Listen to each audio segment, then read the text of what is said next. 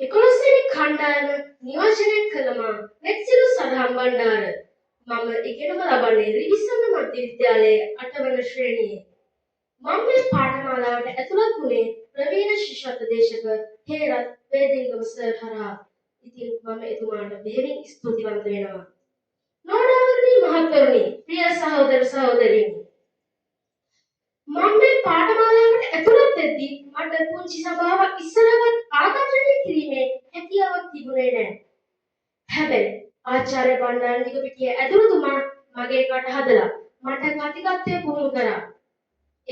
මට කතිකත්වය පුහුණු කරපු ආචාර්ය බණ්ඩාරනිකපිටිය ඇදුරුතුමන්ට මම බෙහෙවින් ස්තුතිවන්ත වෙනවා. ඒ වගේම අපි මේ පාඨමාලාවට යොදවපු මාගේ දෙමාපියන්ට මම ස්තුතිවන්ත වෙනවා. මම අද කතා කිරීමට බලාපොරොත්තු වෙන්නේ හොඳ පුරුදු ගැන. හොඳ පුරුදු කියන්නේ අපි එදිනදා ජීවිතයේදී කරන හොඳ දේවල් ගැන. මම ඒ අතරින් කිහිපයක් තෝරා ගන්නවා. සෞඛ්‍ය රටා, අධ්‍යාපනය, ආහාර පාන, හොඳ ගුණධර්ම. අධ්‍යාපනය. මිනිසා ඉපදුනාට පස්සේ මිනිසා මැරෙද්දී අධ්‍යාපනය කියන හොඳ පුරුද්ද ඉගෙන ගන්නවා. අපි ලෝකෙට බිහි වෙනවා.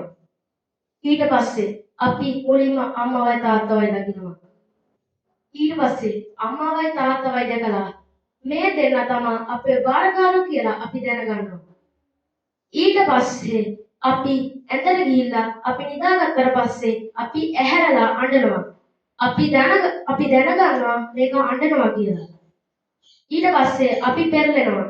ඒකෙනුත් අපි දෙයක් දැනගන්නවා. අපි පොළොවට බැහැලා දන ගන්නවා. එතකොට අපේ ධනිස් දෙක තුවාල වෙනවා. එතකොට අපිට රිදෙනවා. ඊට පස්සේ අපි දැනගන්නවා අපිට රිදෙනවා කියලා. ඉතින් අපි ඊට පස්සේ චුට්ට ලොකු වෙනවා. අපි ඇවිදින්න පටන් ගන්නවා. එතකොට අපි වැටෙනවා. අපි රිදෙනවා. අපි අඬනවා. කොහොම හරි අපි ජය ගන්නවා. ඊට පස්සේ පෙර පාසලට ගිහිල්ලා අපි ඒ වයින්ොත් දැනුම ලබා ගන්නවා. ඊට කලින් අපි අම්මගෙන් ප්‍රශ්නයක් අහනවා. අම්මේ මේ මොකද්ද සුදු පාට උඩ අහසේ දිලෙන්නේ? ඊට පස්සේ අම්මා කියනවා ඒ හඳ කියලා.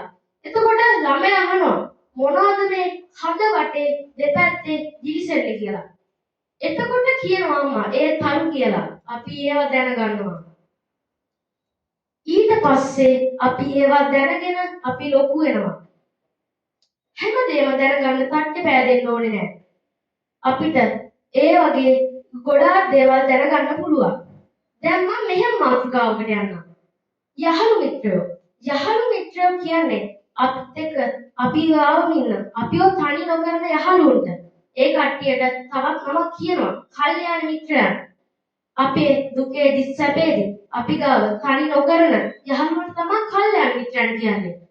ඒ වගේම පාප මිත්‍රයෝ මේ ලෝකේ ඕන තරම් ඉන්නවා. අපි ඒක දැනගන්න ඕන. අපි මිනිස්සු එක්ක හැසිරෙනකොට අපි ඒ දේ දැනගෙන මිනිස්සු එක්ක හැසිරෙන්න ඕන. අපි එක්කෙනෙක් වැරද්දක් කරනවා නම් අපි ඒ වැරද්ද එයාට පෙන්නලා හදා ගන්න ඕන. ඊට පස්සේ මම මෙහෙම මාතෘකාවකට යන්නම්. දැන් කාලේ කට්ටිය පරිසරය දූෂණය කරනවා. ඒ නුගත් මිනිස්සු දන්නේ නැහැ. අපි ගස්වැල් නිසා තමයි හුස්ම ගන්න කියලා. ඒ කට්ටිය ගස්වැල් වනාන්තර එලි පෙහෙලි කරනවා. බිමටම සමතල කරලා දානවා. ඉතින් අපිට බැරිද අපේ උපන්දිනයකට එක චූටි පැලයක් හිටවන්න? අපිට ඒ අවුරුදු 50ක් ගියාට පස්සේ අපිට පැල 50ක් ලොකු කරගන්න පුළුවන්. ඒක මේ මිනිස්සු හිතන්නේ නැහැ.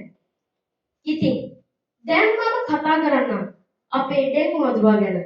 ඉතින් දැන් බලන්න ඉස්කෝලේ ඇරුණට පස්සේ අයිස් පැකට්, යෝගට් කෝප්ප වගේ ගොඩාක් දේවල් පාරේ තියෙනවා.